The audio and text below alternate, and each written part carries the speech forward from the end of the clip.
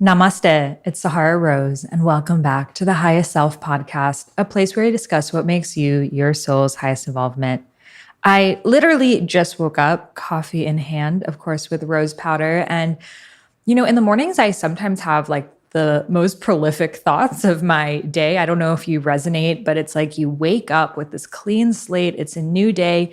Your mind isn't clouded with everything that's happening in the world around you and your responsibilities and other people's stories and experiences. And you can just see things for the truth of how they are. So that's why I was like, fuck my morning routine. I'm hopping on the podcast and spin some of these facts coming through with you. And truthfully, you can take them however you'd like. You can just be like, nope, I don't resonate. Or you could be like, yes, I have been feeling that too. And that is your free will. What a beautiful thing. So I'm going to ask you some questions that I have been asking myself recently, and you can see and fit how it lands for you. So I'm someone that really likes to know what's happening. I like to know what's happening in my community with my friends. I'm always checking in with my friends. I like to know what's happening in the spiritual community and what conversations people are having and what's the latest. I like to know what's happening in my country and politics, truthfully. I like to see, okay, like, what are the laws? What's going on? And of course, to see what's happening around the world. In fact, I've always been this way. I actually went to school studying to become an international human rights lawyer, and I worked with nonprofit organizations. So I've always had this very collective and global mind. I don't know if you resonate with that, but I feel like it is part of my and maybe your gift to know what the collective is feeling, thinking, and experiencing. However, I realized more recently that hasn't been serving me. It hasn't been serving me, at least the way that I've been doing it. So the collective is, and when I say collective, I'm saying the overall majority of people that we don't know, people with all types of experiences and backgrounds and demographics, and most of which we will actually never really know. We individually, when each of us thinks of the collective, we're actually tuning into a different group of the collective because we simply cannot know the feelings of people that we've never had experience of. So I want to also preface with that the collective that one person tunes into may not be the collective that another person tunes into. It depends on where we're getting our information. It depends on what we're reading. It depends on what we're taking in. Now, when we are that kind of person who's very collective minded, and by the way, in human design, which is an astrological based system, you can actually see in your human design energy body type, if you look up your chart on a human design website, you can actually see if your ajna and your head center are defined or undefined. So people who are undefined, like myself, both are undefined. We are very collective minded, whereas people who are defined, they can be like really in their own experiences and not actually really taking in other people's information. It's just about what they're feeling. So you can also look into that if you're like wanting a deeper level of recognition in it. But of course, you always know. So what I've been tuning into is our desire to connect with the collective is coming from a pure place. However, there are great distortions in the information that we are getting about the collective. We are getting this information from the mainstream media. The mainstream media has an agenda. Its agenda is to sell. It's to sell to their advertisers. It's to sell their publications. It's to get you to be really enraged, because fear is one of our greatest, probably our greatest actually motivators as humans in this 3D realm. So if we're afraid of something, we'll keep clicking because we think, okay, there's this scary thing happening. So if I keep knowing about it, then that's going to give me the information to do something about it to protect myself. So we think if I keep reading all the articles and I keep listening to what they're saying and I keep reading every single person's viewpoint about it, even off mainstream media now into social media, which is another form of media, if I read enough perspectives and enough comments and enough posts with all the slides, I go through every single slide, then I'll know enough and then I'll be safe. So this is coming from that nervous system's need for, if I have the understanding and clarity around something, I can be safe. And even those of us who are collective minded, I'm going to guess. I'm going to make a presumption that when you were a child, you needed to know how other people were feeling before yourself to know if you felt safe.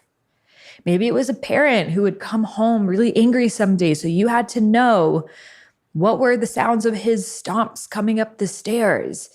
Because if he was mad, that meant dinner was not going to go very well. Maybe you had an unstable family member, or you lived in a neighborhood where there was gun violence. So a lot of us who call ourselves empaths or hypersensitive, and I am one of those people, and I also had a dad with anger problems, that's where it's coming from. It's often coming from that. And it's both. It's coming from that childhood trauma of needing to attune to the senses of other people before our own.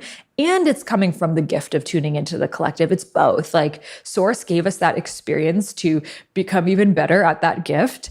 And it's coming from this place of, well, shit, I can't even pay attention to how I'm feeling and what I'm trying to create because I need to be attuning to the senses of everyone else, because that's what's going to determine my safety. Are you with me here? Are you feeling this? Are you relating? I know I feel called out by myself. So what's happening right now is a lot of people who are empaths, hypersensitives, intuitives, heart-centered people are so consumed with what's going on in the world around them because they think, again, if I know about it, then somehow I'll get the hit of what's the next step. Do I move off grid? Do I protest against the government? Do I raise awareness? Do I sign petitions? Tell me what to do. Tell me what to do because I'm a good person. I want to do the good thing. And I don't know because I'm overwhelmed and I'm getting all this different information. So if you can just tell me what to do, I'll do it. And that's kind of where a lot of people are at right now. They're on standby. They're waiting for the general to give them the demand. And what happens is, so I recognized this last night. I was going to bed and my dishwasher, every single time that it finishes its load, it beeps nonstop. Like, it actually just doesn't stop beating until you open it up, and then it will stop beeping. So I don't know who designed this, but last night I went to bed and I'm like, oh, the dishwasher just ended. So I heard the beep and then the beep and the beep. And I'm like, okay, maybe I'll just get myself to fall asleep and I won't have to listen to it anymore. But well, guess what? You can't fall asleep when you're waiting for the next beep. You're waiting for the next beep. You're in this moment. I noticed in my body, I was rigid. I couldn't even think of anything else because I kind of felt like I couldn't really relax because I knew it was going to beep again. So, when you're in a waiting period, you're in between something. Let's say you're waiting to hear the answer of a job, or if you're going to get a visa or someone's going to text you back, you can't think about anything else because you're in that waiting period.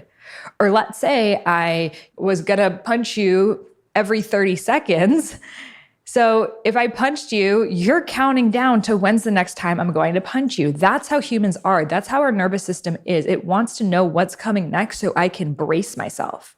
So I can pause and be ready for this and do whatever I can to protect myself for the next one that's coming, especially when I don't know when it's coming. That's even scarier because every 30 seconds I can time myself. But if I don't know when you're going to punch me, sometimes it's twice in a row and other times it's 10 minutes by, that makes me really scared. And that's what's happening right now in the collective. We're waiting for the next punch. We're all of these intuitive people, a lot of them are really, really fear-based guys. They're this summer, they're oh, the fall is going to be horrible. Just brace yourself. I feel something really bad is coming. I feel it. I don't know what it is, but protect yourselves because something really bad is coming. So guess what happens? Everyone's shit, let me brace myself.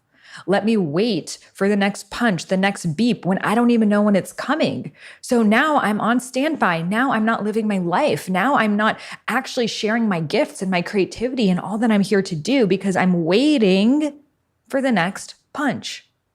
When the truth is, I don't even know if that punch was coming. Maybe it was that person's fears and projections. And they felt like they were doing the right thing. They felt I'm really afraid of something bad coming. So I'm going to tell my followers that something really bad is coming because then maybe they'll do something to protect them, even though I don't know what it is. They don't know what it is. We don't even know what the thing is to do. But I'm really scared. And that's what's happening right now. Everyone is just scared.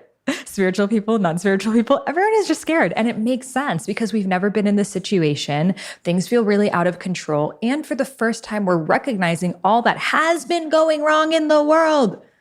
Guys, a lot of these things that are now coming to surface, whether it's Afghanistan or earthquakes happening in Haiti or different issues within our own country with pro-choice, these have been going on for a long time. It's just that all of a sudden now we're looking at it. And all of a sudden now we think until this situation is solved, I can't breathe.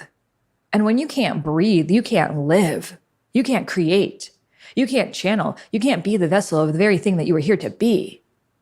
You know, in times of great peace, such as the Renaissance, why was it called the Renaissance? It was called the Renaissance because it's marked by a period of great peace without war, conflict, homicide, disease at large. And because of that, people had the space and the time and the internal safety to create arts, philosophy, literature, poetry, architecture. They could create for the sake of creating. And that's why society made massive strides in those periods of time.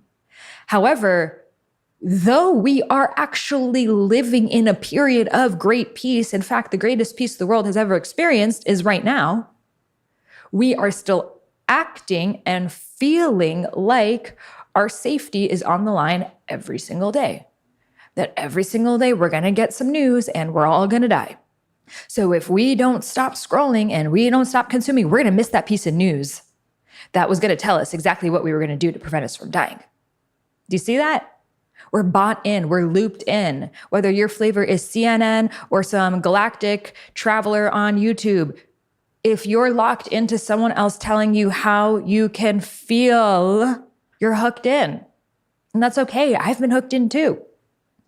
However, we have to recognize this. We have to recognize, am I looking for someone else's projection for how I'm going to feel? Am I adjusting to the temperature of the room, or am I creating my own thermostat? Because guess what? Maybe in my house, I like it 80 degrees. I like it real hot. I live in Miami. So I like it hot. I like colors. I like carnival costumes. I like African drummers. That's what my life looks like even right now. And someone else, their room, they may like it to be 30 degrees. They may like it to be so frigid that they can't even get up without shaking. They may like to be on edge. They may like to push everyone else away because that's how they feel safety, because that's what they've known. And someone else may like it 50 degrees. They're kind of okay. Like they're pretty cold, but like they're not dying. It's okay. They'll get to tomorrow. And someone else might like it 75 degrees. They're chilling in a picnic, living their lives. Every single person is different, and you get to decide what temperature your thermostat will be. No one else can decide that for you, and no one else can know that for you. In fact, any idea of what is going to happen tomorrow is literally a story. Every single thing is a story. Every religion is a story. Every spiritual system is a story. Even psychology, these are all stories. We just get to choose which ones resonate with us. I can choose how I want to live my life based on any of these stories, but the highest story is your own. So what do you decide? I know for myself, what I have decided is I want to live my most abundant, pleasureful, fun, joyful, peaceful, easeful life despite what is going on in the world around me, because that's the energy I'm trying to bring to the world. And if I don't know how to access that energy, how can I bring it to others? If I've never felt peace, how can I bring peace? In fact, me finding the ways to come back to joy despite what's going on in the world around me is my greatest teaching. So you get to choose, what are you here to bring to the world? And is constantly tuning in to how you think the collective feels, which is again based off of a projection and an agenda by whoever is telling you that information. If you think that that's the best way that you can serve the needs of yourself and others, if you're like, you know what, I really resonate with like being a journalist, and I want to see what the mainstream media and social media and all these things are saying about every issue or these certain issues. If that's your thing, go for it. And that's your freedom. For me, when I go into those rabbit holes, I am less productive. I am less joyful. I am more on edge. I become the thing that I am reading. I become the division. I become the fear. I become the uncertainty. And then that's the vibration that I'm bringing out to everyone that I connect with, everything that I teach. And I don't want that. So I set a boundary for myself of really, really choosing the type of information I'm taking in and the types of sources that I'm taking in, because truthfully, I know the greatest way that I can make an impact in the world is by elevating the frequency, by bringing in a vibration that doesn't exist. Me tuning into what's already happening in the collective is not what's going to help the collective. It's me bringing in an energy that the collective has not experienced, one of hope, peace, harmony. But again, if I'm in the loop, like let's say we're all a rainbow of different colors. If we're all just submerging ourselves in each other and like, hey, I believe this and you believe that and screw you and whatever, we're all going to turn into this like icky gray. And then all the rainbow colors are gone. We don't have the beautiful violets and the magentas and the turquoises and the lime greens. We don't have these flavors. We don't have the person who's like, hey, I'm here to channel art. Hey, I'm here to help couples connect in a deeper way. Hey, I'm here to let you release trauma through breath. We lose that because those people are now stuck in this gray, icky mud. And they're not able to serve in the ways that they are meant to. So again, it's your choice. How do you want to serve? Both yourself and the world. And really sit with that, because it's not an answer you're going to know immediately. I invite you to actually take some time right now to journal on what is showing up for you. What is the energy that you are calling in? And how can you share that with others? So thank you so much for tuning in. This was a fun little morning episode routine. Maybe I'll do more of these because I felt in the flow. And if you're interested in learning more about your soul's purpose, come join me in my free Discover Your Soul's Purpose Masterclass, where I share with you more of my codes to living your Dharma like a mofo.